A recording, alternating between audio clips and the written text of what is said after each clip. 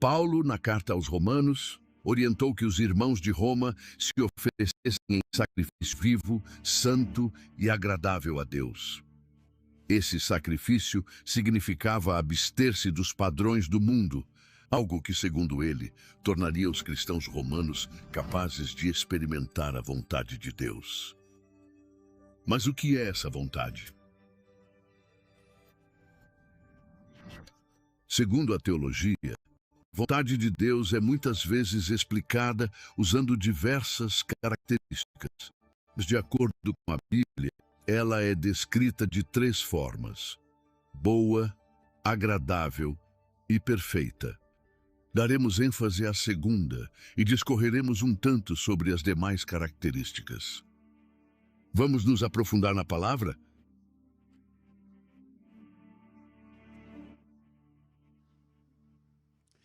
Boa noite, amados, paz e bênção. Boa noite você que está em casa, nos assistindo através dos nossos meios de comunicação online. Nós estamos, nesse momento, na nossa 3ª celebração. E talvez você, como eu, estão notando a ausência de alguns amados, especialmente o nosso presidente, pastor Joquitã Paiva. Eles estão com uma equipe, numa caravana, de cerca de 60 pessoas, a nossa igreja, num congresso da família em São Paulo. E aí está o pastor Joquitã, o pastor Cabete, Átila e uma turma grande.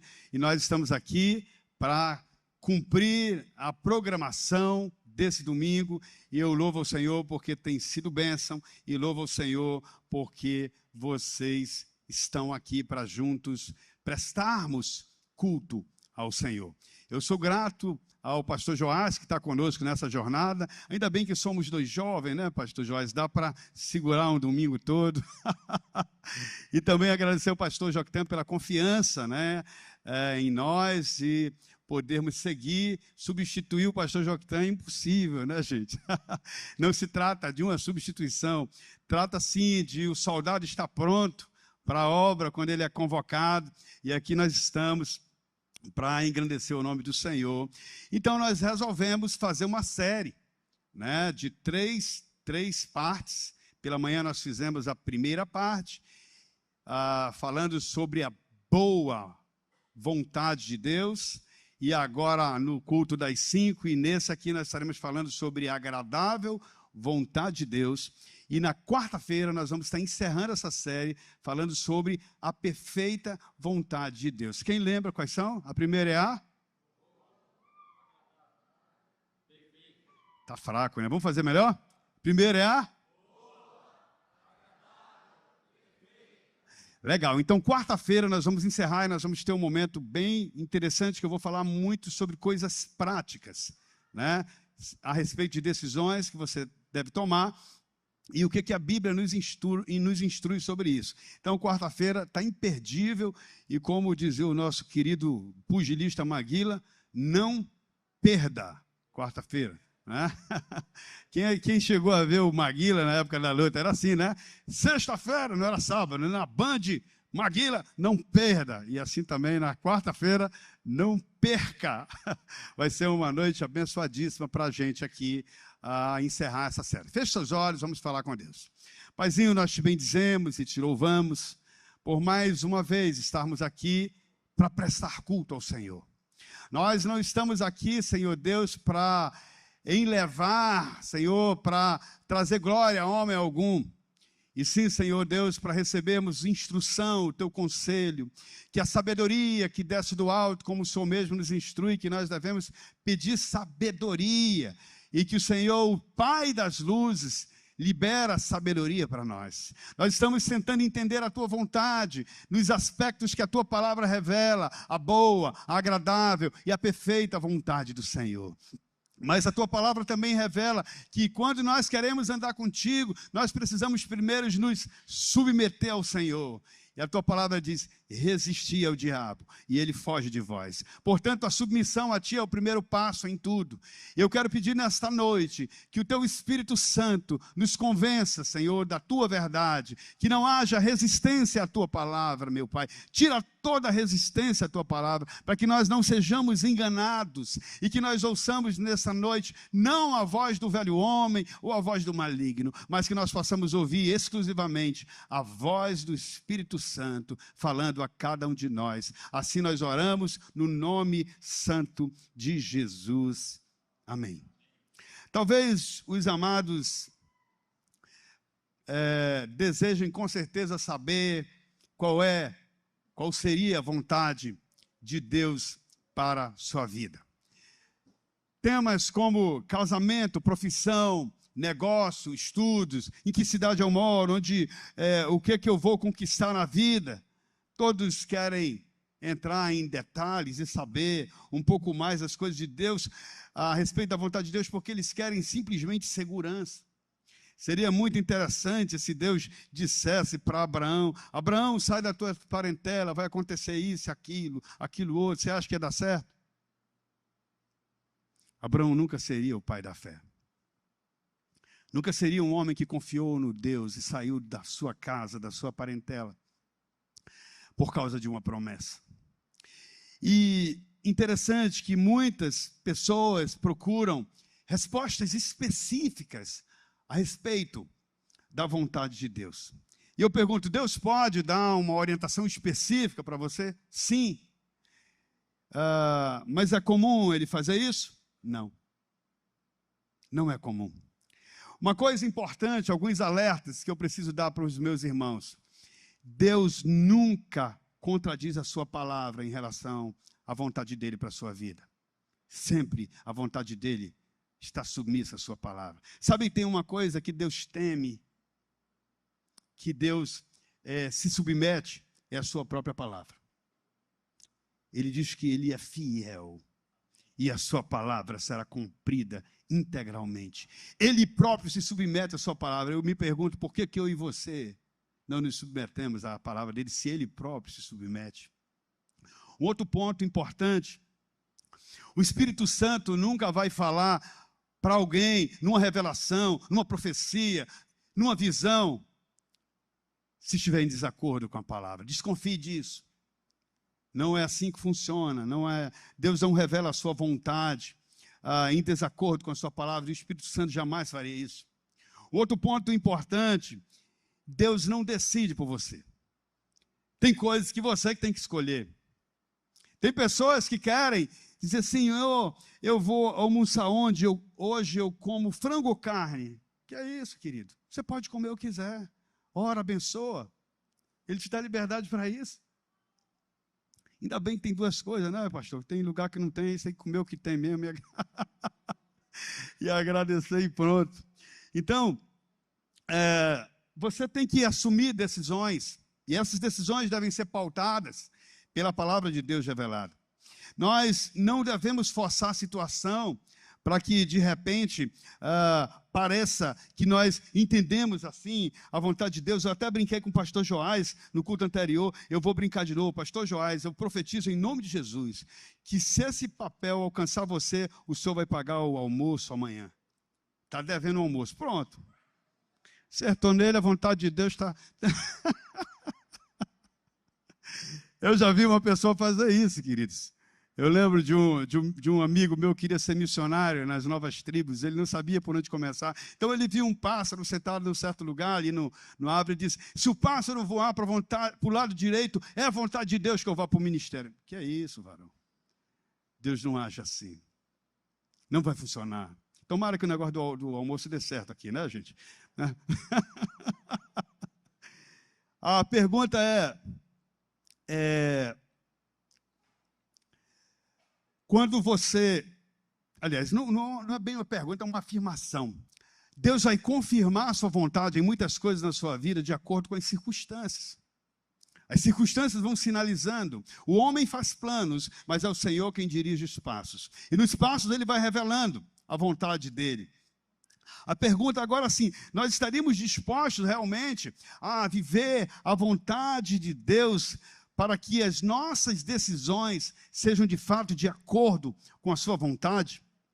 Hoje pela manhã, quando eu falei sobre a vontade permissiva de Deus, eu fiz um teste para ver qual era o nível de conhecimento da igreja, dos que estavam de manhã, a respeito da vontade de Deus. Se você quiser saber quais foram essas perguntas, foram várias perguntas, e eu recomendo que você assista a parte 1, né, Betinho?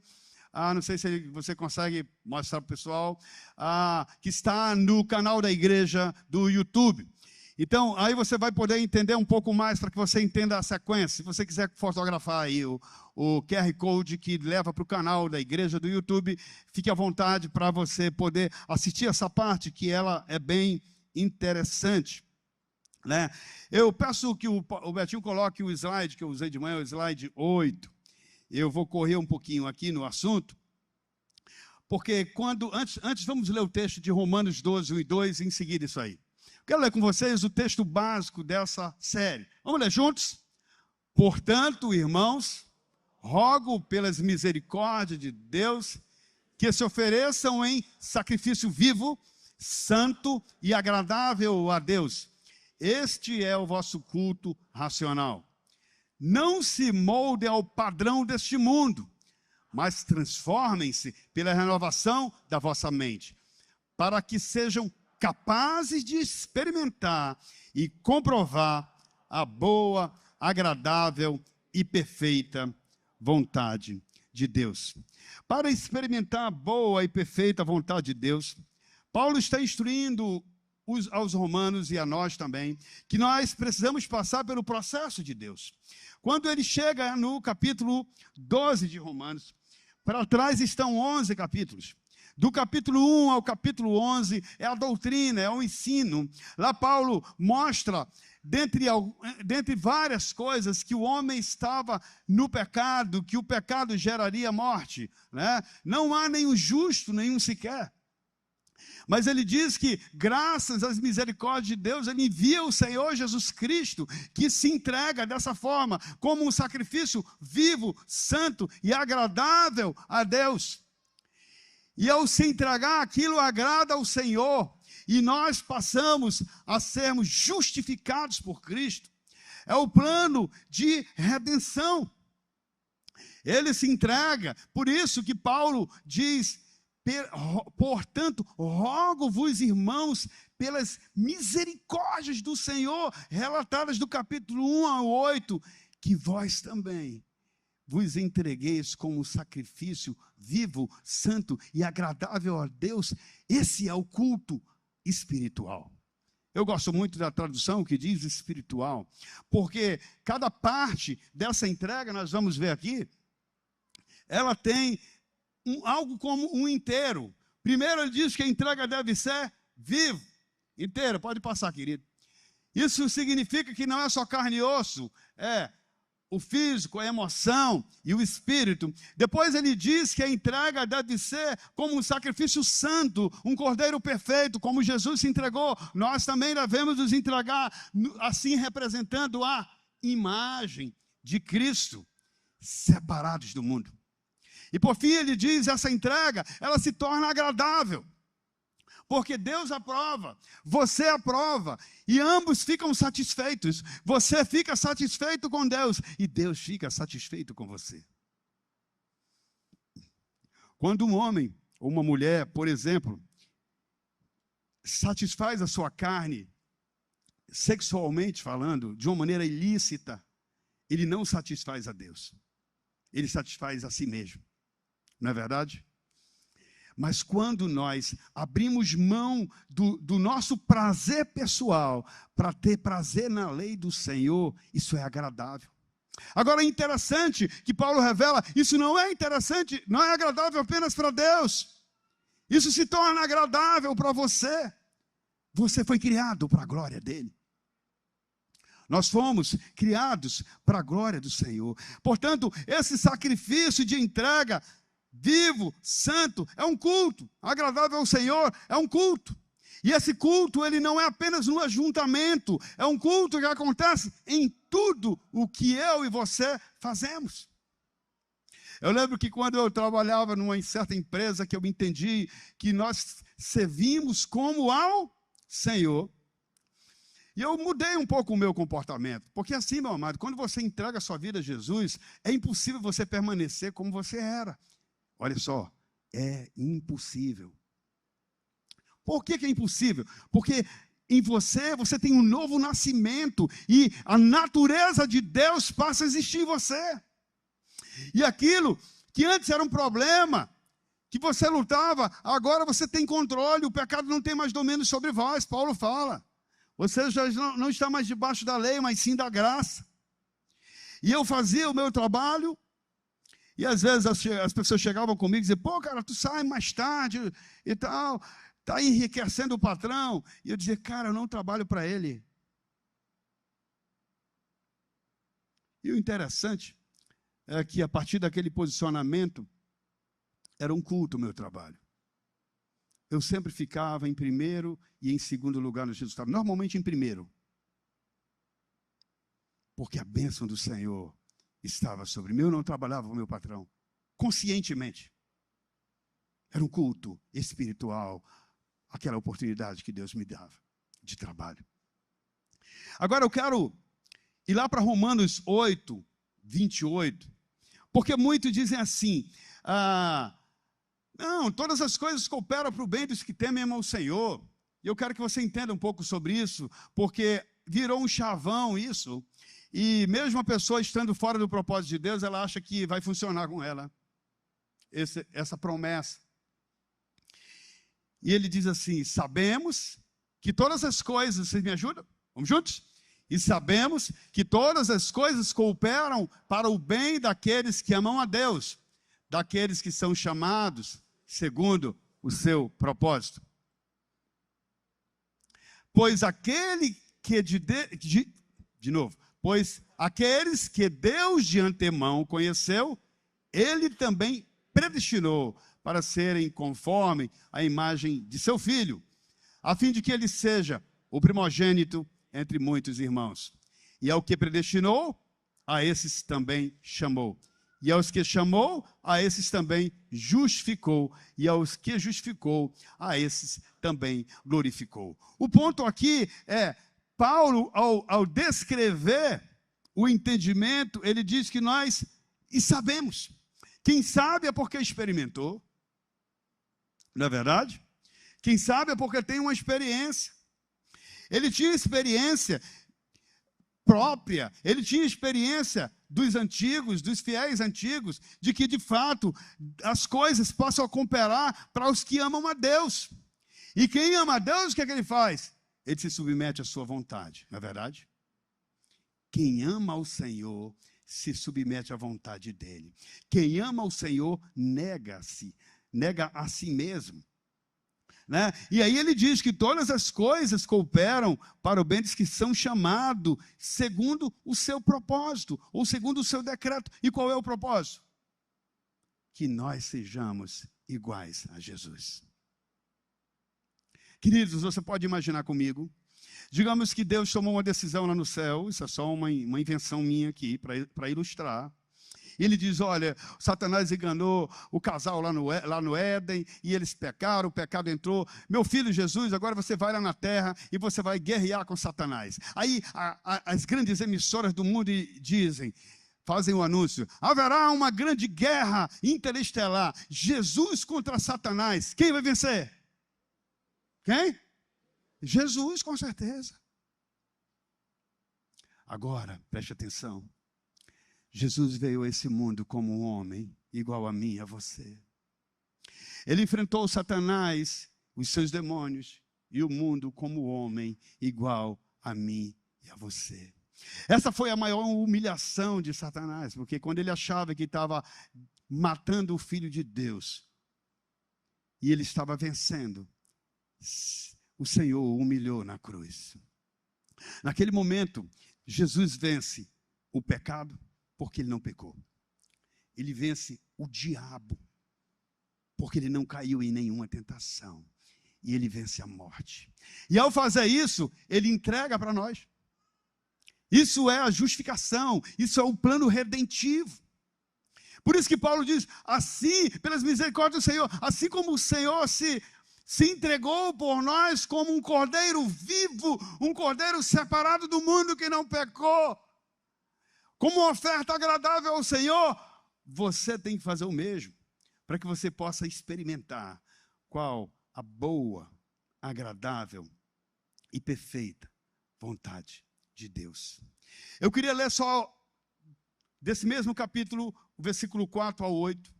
Veja, vê o anteriorzinho, vamos ler o 3, para os amados entenderem. Porque Paulo explica que nós devemos transformar, nós não devemos nos conformar com o mundo, mas devemos ser transformados pela renovação do entendimento. Se o seu entendimento não muda, não tem transformação. Você vai viver dentro da igreja, como Paulo mesmo diz, como um crente carnal, e não um crente espiritual. E aí você não vai experimentar mesmo os 3 níveis da vontade do Senhor. Vamos lá, porque aquilo que a lei não pode fazer por causa da fraqueza da carne, isso Deus fez. Olha, enviando o seu próprio filho na semelhança de carne pecaminosa no que diz respeito ao pecado. E assim Deus condenou o quê? O pecado na carne. Não foi como Deus, não foi como Todo-Poderoso, foi na carne. A fim de que a exigência da lei se cumprisse em nós, que não vivemos segundo a carne, mas segundo o Espírito. Os que vivem segundo a carne se inclinam para as coisas da carne. Mas os que vivem segundo o Espírito se inclinam para as coisas do Espírito. Esse Espírito é com E maiúsculo. Pois a inclinação da carne faz o quê? Leva à morte. Mas a inclinação do Espírito leva a 2 coisas: vida e paz. Porque a inclinação da carne é inimizade contra Deus, pois não está sujeito à lei de Deus, nem mesmo pode estar. Portanto, os que estão na carne não podem agradar a Deus. E como é que eu venço a carne? Culto espiritual. Entrega, confiança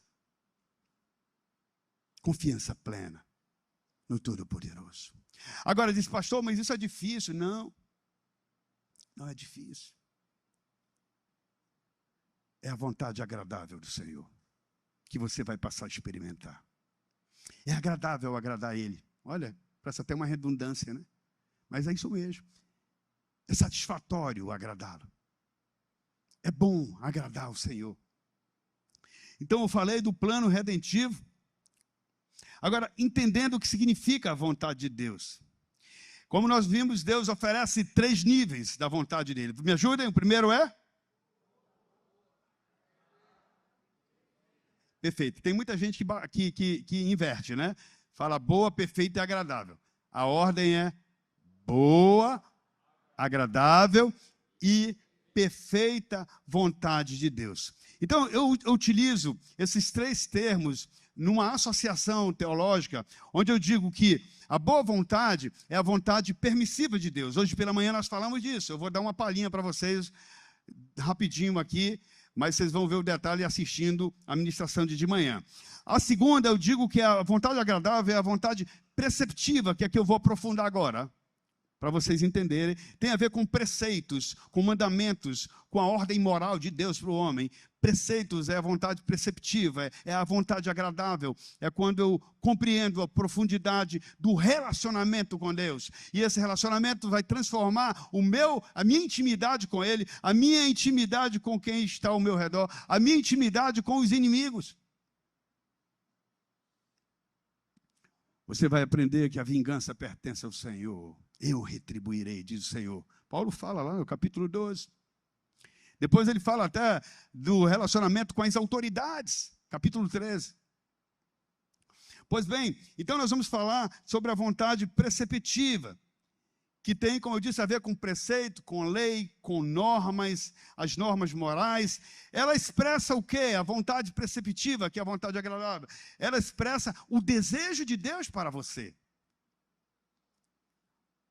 Quando Deus diz, por exemplo, assim, que nós não devemos contrair nos relacionamentos ou nos negócios julgo desigual, Ele está querendo piorar a nossa vida ou proteger a nossa vida? Proteger. Ele está nos livrando de riscos, de perigos, porque as nossas leis, o nosso comportamento é diferente de uma pessoa do mundo. Né? Então, ela expressa o desejo de Deus em conjunto com as leis descritas em toda a Bíblia. E isso nos torna abençoados. Eu vou passar rapidinho o que nós rodamos de manhã, que lá na frente, aí, ó, a boa, agradável, aqui a boa, que é a vontade permissiva. Depois vem, em seguida, no amarelo, o que é isso? Deus permite o mal, mas havendo obediência, ele converte esse mal em bem. Deus permite o mal sem ser a causa direta dele, respeitando a liberdade humana, mas sempre dentro dos propósitos dele. Aí nós vimos o exemplo de Jó, né, que passou por uma prova, que vocês bem sabem disso, e ele foi aprovado, e no final da história ele disse: antes eu te conhecia de ouvir falar, mas agora os meus olhos te veem, eu me arrependo no pó e na cinza. E depois Deus, o estado final de Jó, ele era um homem muito rico antes da aprovação, e depois de aprovado, a vontade permissiva, Jó se torna 2 vezes mais próspero do que antes. Nós falamos também sobre Faraó, quando Deus endurece o coração do rei Faraó, para que ele não liberasse o povo. Deus tinha um propósito com aquilo. E eles saem de lá com muitos despojos, com muitas riquezas, né? Depois nós vimos sobre José. Esse José é incrível. Como pode os irmãos quererem matar o próprio irmão por inveja? Deus permitiu. Nós falamos sobre isso. Depois ele é vendido, e num dos momentos mais dramáticos da sua vida, ele vai para um calabouço que não durava 2 anos, morria de pneumonia, quem ia para um lugar daquele. Ele já sabia, morria lentamente. Mas Deus o tira de lá, ele se torna o quê? Governador do Egito. O propósito era maior. Quando Jacó morre, e os irmãos de José vão até ele e dizem: não nos faça mal, porque a gente fez mal a você lá no final. José diz para eles: não se preocupem. O propósito de Deus era que eu estivesse aqui para salvar a vida de vocês e das suas famílias. Porque o propósito de Deus foi cumprido a partir do momento que José obedece. Por fim, nós vemos Daniel, que Deus não o poupou de ir para a cova dos leões, mas o poupou de ser comido pelos leões, e o rei se converteu. A cidade se converteu. A mesma coisa com os amigos dele que foram jogados na fornalha, e ali houve um testemunho de quem era o Deus deles. E, portanto, nós entramos aqui na vontade agradável, que é a vontade preceptiva, que tem a ver com o desejo de Deus para a sua vida e para a minha vida, que ele é encontrado nos preceitos, na lei, na ordem, nas ordens de Deus, nos princípios, né, nas normas que estão completamente descritos na sua palavra. É a nossa Constituição, é o nosso modo operacional, é através da palavra de Deus que nós entendemos a vontade de Deus e como nós podemos viver para a glória dele, para agradá-lo, e ele nos recompensa. Ok? E aí tem aqui uma explicaçãozinha, não pode deixar, Betinho, só aqui. Se refere aos mandamentos e preceitos morais que devemos seguir. A palavra aponta o caminho para vivermos felizes. Então, queridos, eu paro aqui para dizer que você não precisa de nenhum guru, que você não precisa de um pastor super santo, de um apóstolo, de um líder que tem isso, que tem visão. Você precisa, sabe do quê? Da palavra do Senhor. Você precisa conhecer a palavra para você não ser enganado. Você precisa se aprofundar na palavra, porque nela está a vontade de Deus revelada para a sua vida. Olha que o Salmo 48 diz: tenho grande alegria em fazer a tua vontade. Oh, meu Deus, a tua lei está no fundo do meu coração. A lei do Senhor está no seu coração. Você tem alegria de fazer, é agradável a você fazer a vontade dele. Salmo 19:8 diz: os preceitos do Senhor são justos e dão alegria ao coração. Os mandamentos do Senhor são límpidos, ou seja, são transparentes, são claros. Eles trazem luz aos nossos olhos. Portanto, meus amados, a vontade preceptiva de Deus não tem como você conhecê-la sem se envolver com a sua santa palavra. Você precisa se interessar por ela. Por isso que nós dizemos que Deus aponta o caminho do desejo de Deus para a sua vida, e que Ele espera que nós obedeçamos. Mas preste atenção aqui. Você e eu podemos desobedecer. É uma liberdade sua. Você pode saber o que é certo e fazer o que é errado. Mas é claro que vem consequências.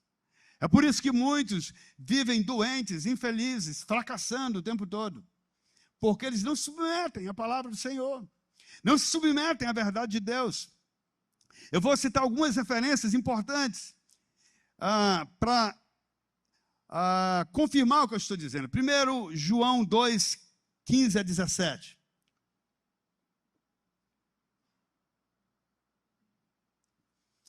Vamos ler juntos? Não amem o mundo, nem as coisas que há no mundo. Se alguém ama o mundo, o amor do Pai não está nele. Pode seguir. Porque tudo que há no mundo, os desejos da carne, os desejos dos olhos, vamos ler junto. Vamos de novo? Porque tudo que há no mundo, os desejos da carne, os desejos dos olhos e a soberba da vida, não procedem do Pai, mas do mundo. Ora, o mundo passa bem como os seus desejos, mas aquele que faz a vontade do Senhor permanece para sempre. Nossa visão deve ser de eternidade. A vontade de Deus, ela vai estar sempre em choque com o mundo. Não tem como. A vontade de Deus é contrária à vontade do mundo. E quando você cumpre a vontade de Deus, você irá contra o mundo. Se você obedece ao mundo, significa que você de fato não ama a Deus, não houve transformação na sua vida. Hebreus 13, 20 e 21. Hebreus 13, isso. Ora, o Deus da paz que tornou a trazer dentre os mortos nosso Senhor Jesus, o grande pastor das ovelhas pelo sangue da eterna aliança, aperfeiçoe você em todo o bem, para que possa o quê? Fazer a vontade do Senhor. Que Ele opere em nós o que é agradável, diante dEle por meio de Jesus Cristo. A quem seja a glória para todos sempre. Amém. Então a vontade de Deus aqui é que façamos o que agrada a Ele.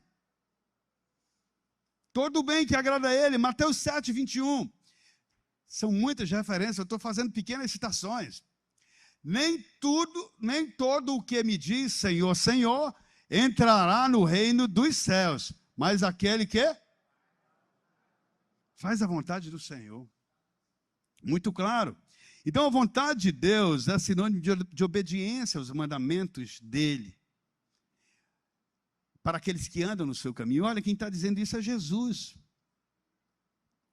E aí eu faço uma pergunta, de novo. Como saber a vontade de Deus para meu negócio, casamento e profissão? Deus vai revelar em detalhes, sim ou não? Silêncio. Deus vai revelar em detalhes, sim ou não? Não, vocês têm que guardar isso. Deus não vai revelar em detalhes. Você vai ter que estar ligado à palavra para cada coisa, para cada acontecimento. Porque a palavra descreve. A palavra descreve até sobre amizades. Se você ler provérbios, se você botar os seus filhos para ler provérbios, possivelmente eles vão fugir de muitos enganos que alguns são pegos nas escolas e especialmente nas universidades. Né? A palavra de Deus vai descrever como nós devemos nos comportar em cada escolha. Agora, um detalhe importante. Guarde isso aqui. O Senhor, para que a vontade dele se cumpra na nossa vida, você vai ter que se mover em 3 pontos. Primeiro, você tem que viver pela fé. Não é pelo que se vê, é pelo que você crê. É o crédito que você vai dar a ele. Segundo, você tem que se mover em obediência à sua palavra. Terceiro, você tem que confiar no Senhor. Deus tem me levado a muitas experiências sobre isso. Muitas experiências. De realmente ver que ali não está Deus. Às vezes é um convite assim maravilhoso, é uma oportunidade sensacional. E quando eu vejo que não bate com a vontade preceptiva de Deus, ou seja, não está na sua palavra, eu caio fora.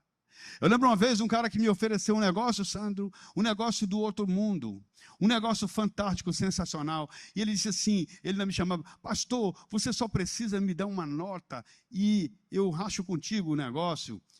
Eu disse assim, mas que negócio? Não precisa, só basta tirar a nota. Eu não trabalho assim, querido. Eu tenho que saber o que é. Eu preciso saber se o que você está querendo fazer é lícito. Sabe o que ele me falou? É por isso que muitos de vocês não vão para frente, porque são muito certinhos. Glória a Deus. De cara, a minha fonte é outra. Não faça esse tipo de negócio. Não preciso disso. A minha fonte é mais forte. É mais poderosa. Então veja só, essa questão de muitas vezes a pessoa querer detalhe sobre a vontade de Deus, querer descobrir a vontade de Deus, isso é um perigo. Olha o que é que Moisés fala lá em Deuteronômio 29, 29. Coloca aí, Betinho, por gentileza. Vou para cá para ler com vocês. Deuteronômio 29, 29. Vamos ler juntos? Eu quero a sua ajuda. As coisas encobertas pertencem ao Senhor. Ei, e aí, nós temos que descobrir as coisas encobertas? Pertence ao Senhor. Agora olha o que ele explica. Ao Senhor nosso Deus. Porém, as reveladas nos pertencem a nós e aos nossos filhos, para sempre, para que cumpramos todas as palavras desta lei. Portanto, você tem que se focar no que está revelado e não no que está oculto. Ocultismo não é de crente.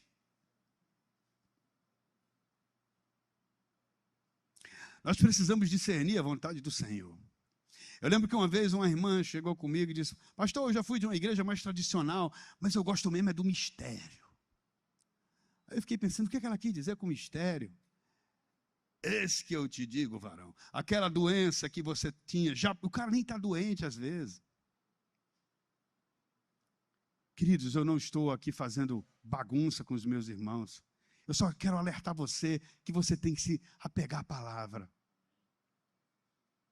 E aí você vai ouvir, você vai respeitar. Eu amo os irmãos pentecostais. Eu tenho muitos pastores amigos, através dos cursos que a gente dá. A maioria são de igrejas pentecostais, eles me recebem muito bem. É claro que tem alguns exagerados. Nós não precisamos buscar o oculto, nós precisamos conhecer a palavra para nós entendermos qual é a vontade do Senhor. Vai ficando muito claro e vai ficando muito agradável à medida que nós conheçamos, que nós passamos a conhecer a vontade dele. Temas importantes da vida. Por exemplo, como é que eu vou encontrar uma esposa? Provérbios 18, 22 e depois 19, 14. Provérbios 18, 22. Quem acha uma esposa acha o bem. Recebeu uma bênção do Senhor. Agora 19, 14. A casa e os bens vêm como herança do Senhor, mas a esposa sensata vem do Senhor. Quando eu li esse versículo, eu tinha cerca de 14 anos. Portanto, não faz muito tempo, né, Marquinhos? E eu já pensava com quem eu ia casar.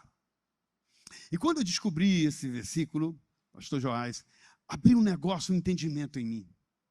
E ali eu comecei a dizer: Senhor, eu preciso que o Senhor prepare uma esposa para mim, porque tu dizes na tua palavra, na linguagem que eu li, eu memorizei, diz assim: os bens podem vir como herança dos pais, mas a mulher fiel e dedicada é um presente de Deus. Eu disse: eu quero uma dessa, Senhor. E eu comecei a orar essa própria palavra.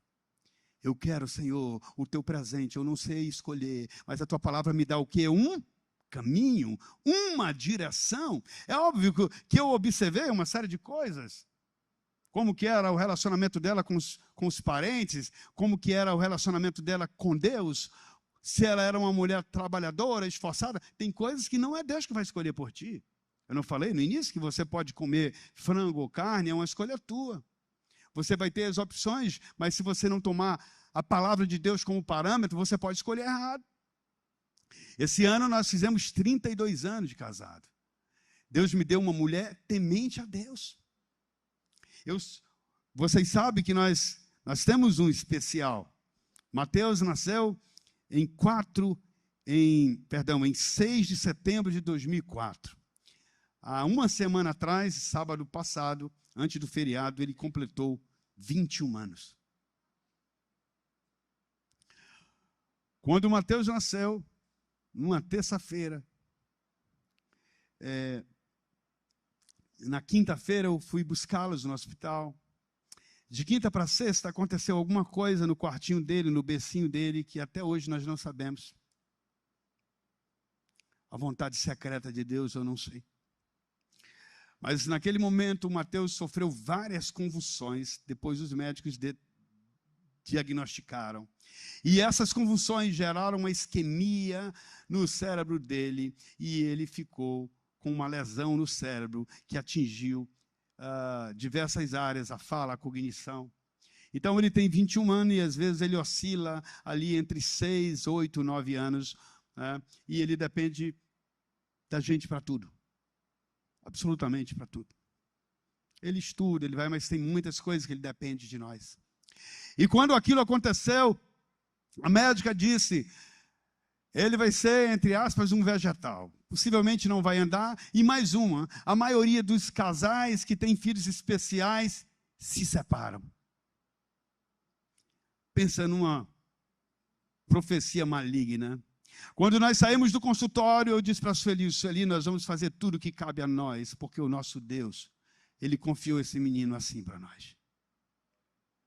A luta foi muito grande.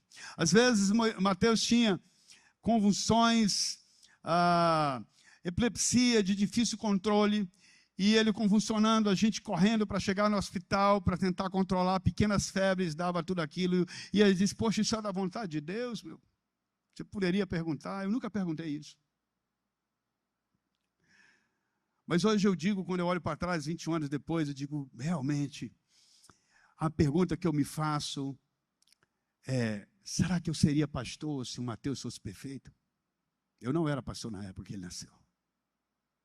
Na verdade, eu fugia do meu chamado, eu não queria aceitar o meu chamado. Será que eu estaria casado se o Mateus fosse perfeito?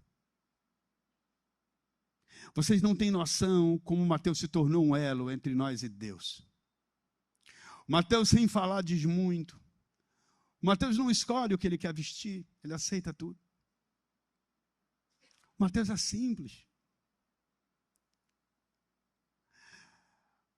Mas eu tive que entender que na palavra de Deus diz que os filhos são herança do Senhor, vontade de Deus preceptiva, que é o que nós estamos falando, da agradável. E a vontade dele, quando a gente se submete, ela se torna agradável. A graça de Deus é derramada na minha casa, na minha vida, de um modo que vocês não têm noção. Nós vivemos um ambiente de milagre contínuo. Antes disso, a minha vida era voltada para ganhar dinheiro, ficar rico e ser bem-sucedido. Mas quando o Senhor me mostrou que Ele é a fonte de toda a riqueza, e eu entendi isso depois de muito tratamento com Ele, né, na intimidade com Ele, eu passei a dar valor completo à sua palavra. Não negocio a palavra do Senhor, eu não posso, eu não seria louco de fazer isso. Por isso, meu amado, que eu digo, se você tem problemas, precisa tomar decisões que envolvem negócios, a palavra de Deus fala sobre isso. Riqueza e pobreza. Coloca para mim, eu tenho um pouquinho mais de tempo, né, pastor Jorge, nessa? Provérbios 6, 6 a 11. Eu não vou ler todos, mas coloca aí, Provérbios 6. 6 a 11, 6. Vai ter com formiga, o preguiçoso. Observe os caminhos dela e seja sábio. Esse versículo me falou muito na minha juventude. Não tendo ela chefe, nem oficial, nem comandante. No verão prepara sua comida, no tempo de colheita junta o seu mantimento. Ó, preguiçoso, até quando vai ficar deitado? Quando se levantará do seu sono? Um pouco de sono, um breve cochilo, braço cruzado para descansar. Aí, e a sua pobreza virá como um ladrão. A miséria atacará como um homem armado. O que você aprende desse texto sobre trabalho? E sobre pessoa bem-sucedida? Paulo ia mais longe, que dizia aos Tessalonicenses, quem não trabalha, que também não coma. O trabalho é uma bênção. O esforço é uma bênção. Não importa o que você faz. Faça como para o Senhor. Ah, eu estou com problema nas finanças. Tem gente, meu amado, que não pode pegar um dinheiro que tem que gastar. Ele não pensa no dia de amanhã. Ele não valoriza que aquela semente Deus pôs na mão dele para ele multiplicar, não importa quanto. deve ser culto ao Senhor, a sua finança, os seus negócios. Você sabe quantos versículos a Bíblia fala sobre dinheiro, negócios? 2.300 versículos. Olha o tanto de instrução que tem sobre essa área. A vontade revelada do Senhor. E o interessante é que a maioria dos cristãos não deveria, mas não são bem-sucedidos. E a palavra revela que nós deveríamos ter para emprestar e nunca pedir emprestado. Essa é a palavra revelada, preceptiva. Mas tem também sobre dívidas. Nós devemos dever apenas o amor, não devemos nada a ninguém. Romanos 13:8. Exceto o amor. Você está em dívida, tem que consertar isso. Dá para consertar. Pessoa que vive com embriaguez, vícios, Provérbios 20 fala sobre isso. Íria, fúria, pessoas que se descontrolam rapidamente. Provérbios 20 fala sobre isso. E nós falamos muito sobre isso lá nos Amigos de Fé. Você entrou em dívida porque se tornou fiador de alguém, a pessoa não pagou. A Bíblia diz que você não deve ser fiador. Tem princípios sobre isso. Nós precisamos discernir, conhecer a palavra do Senhor. Olha o que aqui Efésios 5:17 diz: não haja de forma impensada, mas procurem entender qual é a vontade do Senhor. Veja, o Senhor não vai revelar, preste bem atenção nisso, o Senhor não vai revelar detalhes, mas Ele vai te dar o caminho para você tomar a decisão. Por isso que Ele diz, procure o quê? Compreender qual é a vontade do Senhor. Foi nesse culto que eu falei sobre Curitiba? Não, né? Falei que eu ia para Curitiba? Não falei. Então, em 2015, nós estávamos com muita dificuldade com o Mateus, não tinha uma estrutura do que ele precisava aqui em Manaus, e eu comecei a pesquisar onde no Brasil poderia ajudá-lo mais. Nós descobrimos que em Curitiba seria muito mais confortável para ele. Então, nós começamos a orar, e eu disse, eu não posso tomar decisões. Alguns amigos diziam, cara, vai logo, tu tem que decidir. Eu disse, cara, eu não trabalho assim, eu não posso. Primeiro que eu tenho um comando na minha família, que eu tenho a última palavra, mas eu trabalho em oração com eles. Então, eu digo assim, eu não posso tomar uma decisão 100% só para que eles me sigam, porque se der errado, você não tem noção o que é uma mulher dizendo, tá vendo? Eu falei, tu quis fazer do teu jeito, tal e tal. Então, nós fomos para Curitiba, eu fiquei uma semana com a Sueli lá, o Gabriel já era um rapazinho, hoje o Gabriel vai fazer 25 anos já. E aí depois eu digo, agora eu quero levar o Gabriel também, vamos passar mais alguns dias. Lá não levou um tempo de uma viagem para outra. E ali eu orando, Senhor, muito bom, tem um lugar, tem tudo que a gente precisa, o Mateus vai ficar legal. Mas aí eu fiz uma pergunta para mim mesmo, mas eu vou me sustentar como aqui? Deus dando a direção.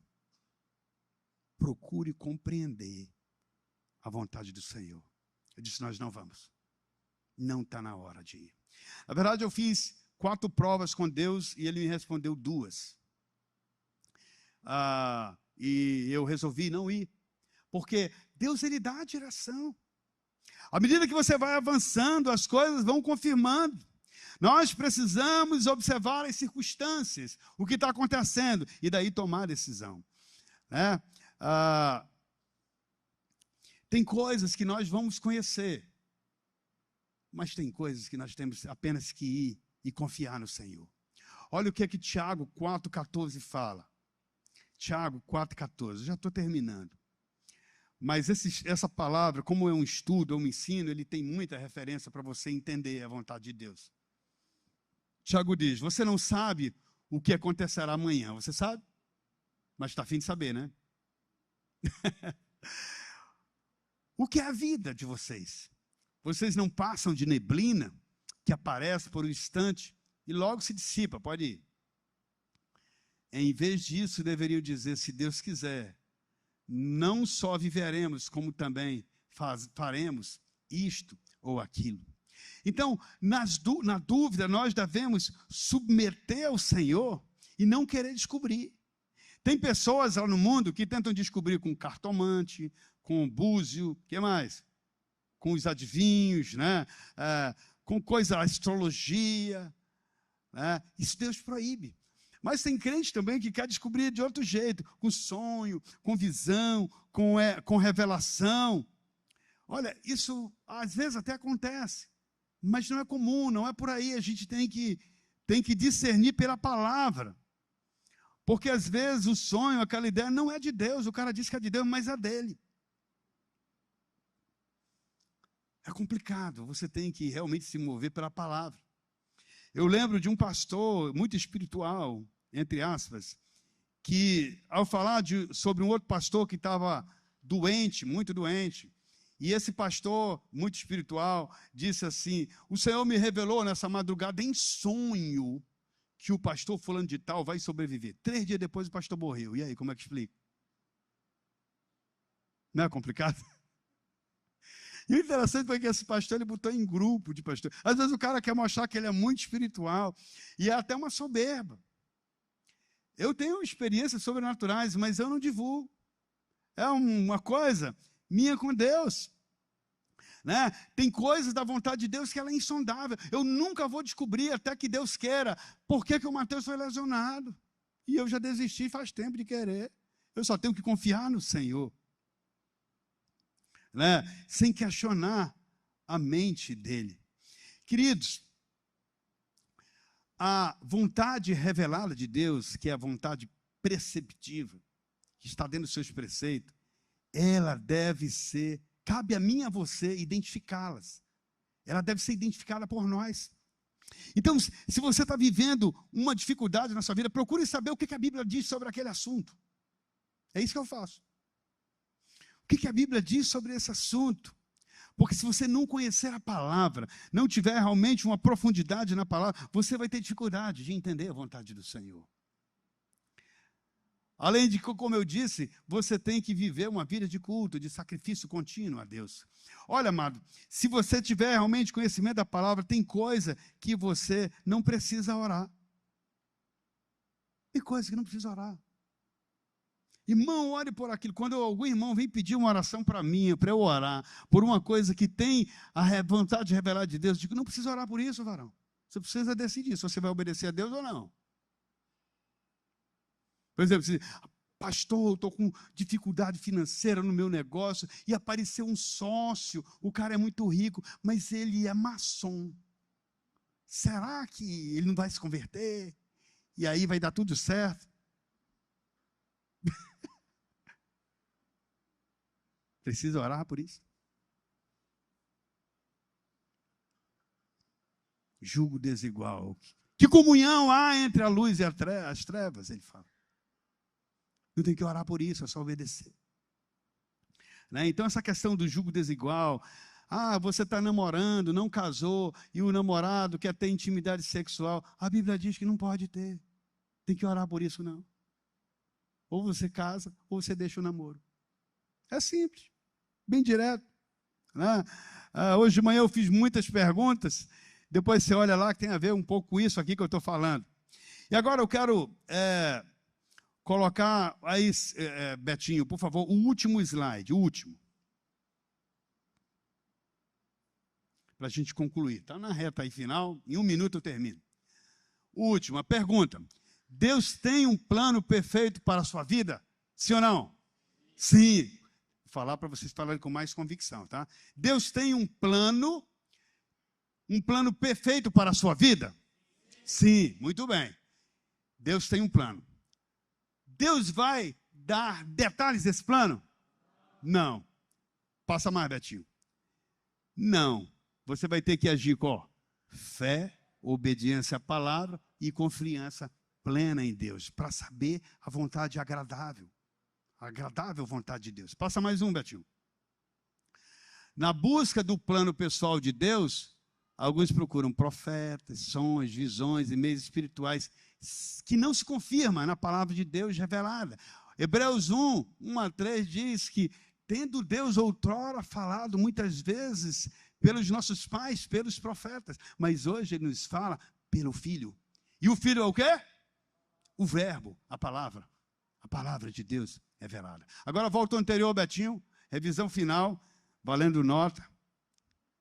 Ok? O que é a vontade?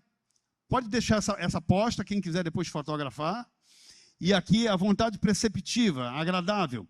Vontade preceptiva. Pode pôr todinho, Betinho. Vocês aprenderam que o desejo de Deus é que nós cumpramos a vontade preceptiva, que são o preceito, a lei, a ordem, a norma, os mandamentos. Se refere aqui aos mandamentos e preceitos morais que devemos seguir. A palavra aponta o caminho para vivermos felizes. E alguns exemplos aqui. Deus, ele revela que nós devemos amar Deus em primeiro lugar. E ao nosso próximo como a si mesmo. O que a gente tem que fazer? Orar sobre isso? Está revelado, está claro. Nós devemos ser gratos. Sim ou não? Sejam gratos por tudo, porque esta é a vontade de Deus em Cristo Jesus. 1 Tessalonicenses 4:3. Você tem que ter a palavra. Aí, não ser preguiçoso. É da vontade de Deus que você seja preguiçoso? Não, nós lemos ainda agora lá em Provérbios. Né? Generosidade. Ele diz que o generoso sempre tem. E aquele que retém sempre lhe falta. Seja generoso com quem tem menos. Verdade. Compra a verdade e não a venda. Perdoar. Nós devemos perdoar porque nós fomos perdoados por Deus. É vontade de Deus que se perdoe. E aí vai. Aqui tem algumas referências referente à vontade de Deus preceptiva. E aí coloca só o comecinho daqui para dar vontade. Então, no próxima quarta-feira, nós vamos falar sobre, mais um pouco, Betinho, a perfeita vontade de Deus, que é a vontade decretiva. Então, lembrando que a vontade preceptiva de Deus, que tem a ver com o princípio, nós devemos obedecer a sua vontade revelada claramente na sua palavra. Só assim nós vamos experimentar a boa, agradável e perfeita vontade de Deus. O que Deus quer de nós é o quê? Obediência. E o que Ele vai nos dar como recompensa são as suas promessas. Na quarta-feira nós encerraremos essa série falando sobre a vontade de Deus decretiva e eu vou falar sobre 4 passos importantes para você tomar decisões em áreas que são desafiadoras e importantes na sua vida. Vamos orar para a gente encerrar? Deus Todo-Poderoso, eu louvo o teu nome por esse tempo, porque foi um dia desafiador. Mas muito obrigado porque o Senhor nos capacitou para que nós pudéssemos edificar o teu povo. Mas eu quero entregar ao Senhor toda a honra e toda a glória. Faz com que durante essa semana nós possamos viver uma vida de culto a Ti. Um culto numa oferta, oferecendo a nós mesmos de uma forma vivo, santo e agradável ao Senhor. E que nós possamos já começar a experimentar a boa, agradável e perfeita vontade do Senhor. Assim nós oramos no santo e eterno nome de Jesus. E a igreja diz, amém, amém, amém. Aplaude o Senhor, pastor Joás.